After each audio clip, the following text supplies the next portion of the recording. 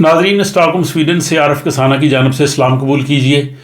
Sweden के migration board ने तफसीली रिपोर्ट जारी की है जिसमें यह बताया गया है कि साल 2023 में कितने लोगों को वर्क परमिट और स्टडी वीज़ा और असाइलम की बुनियाद पे जो है वो स्वीडन में रहने की इजाज़त दी गई है, कितने लोगों को जो है यहाँ की सिटीज़नशिप शहरियत दी गई है, और इन सब फिगर्स का मवाजना 2023 का 2022 से भी किया जाएगा, जिससे आपको अंदाज़ा होगा कि स्वीडन में जो वर्क परमिट है, रेजिडेंस वीज़ा है या फैमिली रीयूनिफिकेशन, जो लोग फैमिली की वजह से शादी करके यहाँ आते हैं या जो पनाह लेते हैं यहाँ पे पॉलिटिकल असाइलम, या जो लोग वर्क परमिट के लिए अप्लाई करते हैं, उनकी क्या सूरत हाल है। तो ये बड़े दिलचस्प अदाद शुमार हैं, और इसमें नॉर्मली उन्होंने कहा है जी कि स्वीडन के जो माइग्रेशन बोर्ड है इसने 2023 में जो अपना इशू किए थे परमिट्स, वो 2022 के मुकाबले में 40,000 कम हैं, और सबसे कम जिस कैटेगरी में जो परमिट इशू है वो असाइलम की कैटेगरी है। असाइलम वालों को सबसे ज़्यादा जो है वो निशाना बनाया गया है, लेकिन कुछ कैटेगरीज ऐसी भी हैं जिनमें 2022 के मुकाबले में 2023 में ज़्यादा परमिट जारी हुए हैं। तो ये तमाम फिगर्स जो हैं ये बड़ी इंटरेस्टिंग है। अगर हम टोटल देखा जाए कि 2023 में स्वीडन के माइग्रेशन बोर्ड ने टोटल जो परमिट्स इशू किए, उसमें वर्क परमिट भी शामिल है, इसमें जो स्टडी के लिए लोग आते हैं स्टूडेंट वीज़ा वो भी शामिल है, इसमें जो फैमिली की वजह से आते हैं यानी कोई बच्चों को बुलाता है या कोई शादी करके यहाँ पे आता है वो भी शामिल है, या कि जो यहाँ पे जो काम के लिए आते हैं, जो सीजनल वर्क की बुनियाद पे जिन लोगों को परमिट्स मिले हैं। तो पिछले साल 2023 में 1,02,139 परमिट जो है वो जारी किए गए, और अगर इसका मुवाजना 2022 से किया जाए, अगर हम इससे भी पिछले साल से अगर इसका कंपैरिजन करें तो ये 28% कम है। 2022 में जो टोटल परमिट्स जारी हुए थे माइग्रेशन बोर्ड की तरफ से वो 1,42,179 थे, और 2023 में 1,02,139। तो ये टोटल फिगर है। अब सबसे ज़्यादा जो पिछले साल 2023 में परमिट्स जारी हुए हैं वो हैं वर्क परमिट, और ये टोटल जो जारी हुए 1 लाख से ज़्यादा, उसमें तकरीबन 1/3 है, 1/3 कह लें। तो ये तकरीबन 36,000 वर्क परमिट फर्स्ट टाइम पिछले साल ये 2023 में जारी हुआ है। ये जो मैं फिगर्स बता रहा हूँ ये वो है जो फर्स्ट टाइम परमिट्स जारी हुए, जिन्होंने एक्सटेंड कराया वो इसमें शामिल नहीं है। लेकिन 2022 में जो वर्क परमिट जारी हुए थे वो 41,396 थे। तो यानी इसमें भी आप देखें कि 2022 में वर्क परमिट ज़्यादा जारी हुए थे, 2023 में कम जारी हुए। और वर्क परमिट में भी अगर देखी जाए तो इसमें जो सबसे ज़्यादा बड़ी कैटेगरी आती है जिनको फर्स्ट टाइम मिले हैं वो है जो यहाँ पे सीजनल काम के लिए आते हैं, गर्मियों में बेरीज वगैरह को उठाने के लिए, स्ट्रॉबेरीज, ब्लूबेरीज, आपको पता है गर्मियों में स्वीडन में बहुत होता है, वो सबसे बड़ा ग्रुप है। और दूसरा जो है वो आईटी प्रोफेशनल्स हैं, इसमें सिस्टम डेवलपर्स हैं, टेस्ट लीडर्स हैं, दूसरे सारे। अच्छा, ये जो ग्रुप है इसमें थाईलैंड और इंडिया सबसे ज़्यादा है, इन मुल्कों के लोग सबसे ज़्यादा आए हैं। बेरीज उठाने वाले लोग जो हैं वो थाईलैंड से हैं, और आईटी प्रोफेशनल्स जो है वो आपको पता है इंडिया से हैं। तो इंडिया जो है वो सबसे इसमें लीडिंग पोजीशन पे है।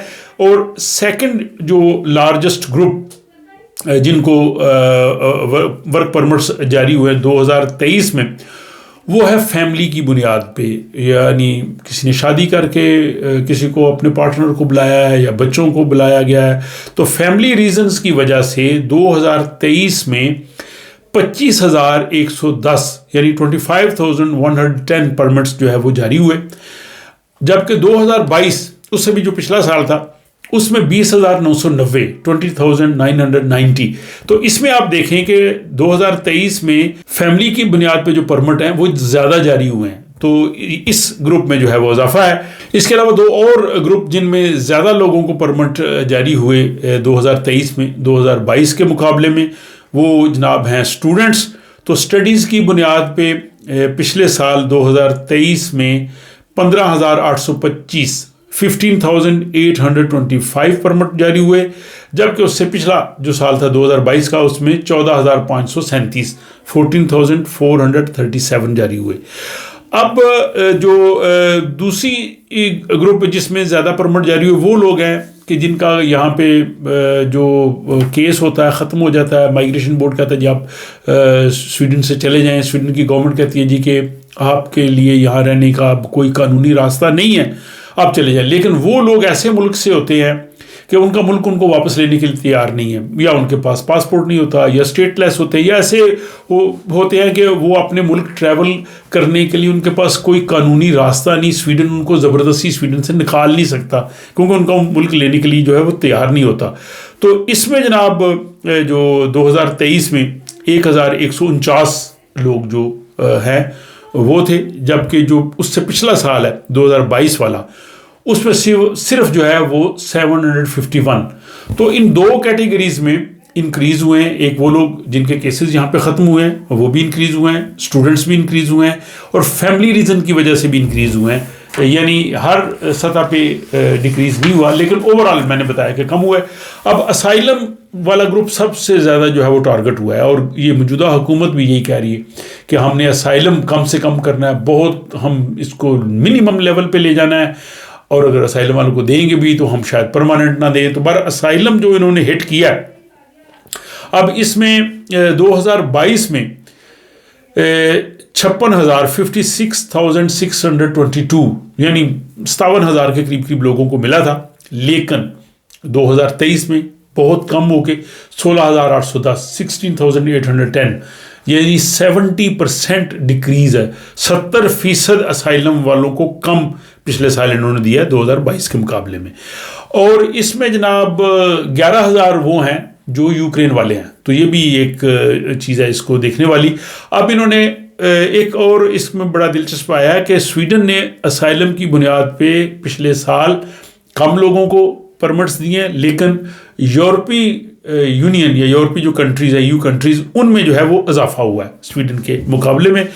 दूसरा ये है कि स्वीडन की जो ये हुकूमत जो आई है ये कहती है जी हमने जो कोटा रेफ्यूजीज़ हैं ये भी कम लेने हैं। कोटा रेफ्यूजीज़ ये होते हैं कि अक़वाम मुत्तहिदा का जो इदारा है महाजरीन का, वो UNHCR, वो मुख्तलिफ मुल्कों में उनके दफातर होते हैं, वहाँ उनके पास जो लोग आते हैं वो समझते हैं कि ये लोगों को वाकई असाइलम की ज़रूरत है, फिर वो अक़वाम मुत्तहिदा उनकी ज़िम्मेदारी ले लेता है, फिर अक़वाम मुत्तहिदा मुख्तलिफ मुल्कों में उनको भेजता है। तो पहले स्वीडन बहुत ज़्यादा लोग लेता था, लेकिन अब स्वीडन ने बहुत कम कर दिए, और इन्होंने जनाब 2022 में जो है वो इनकी तादाद थी 3,744, तकरीबन 3700 के करीब करीब 2022 में स्वीडन ने कोटा रेफ्यूजीज़ लिए अक़वाम मुत्तहिदा की तरफ से, लेकिन 2023 में इन्होंने सिर्फ 297, बहुत कम। तो इसमें भी इन्होंने बहुत ज़्यादा जो है वो कम किया है।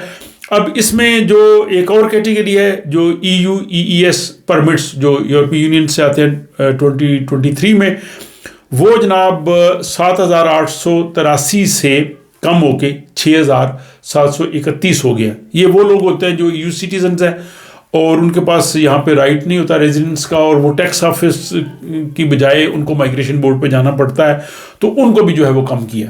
अब फाइनली हम आपको बताते हैं कि जो स्वीडन की शहरियत है, सिटीजनशिप है, ये इसकी पोजीशन क्या है। तो सिटीजनशिप भी इन्होंने ड्रॉप की है।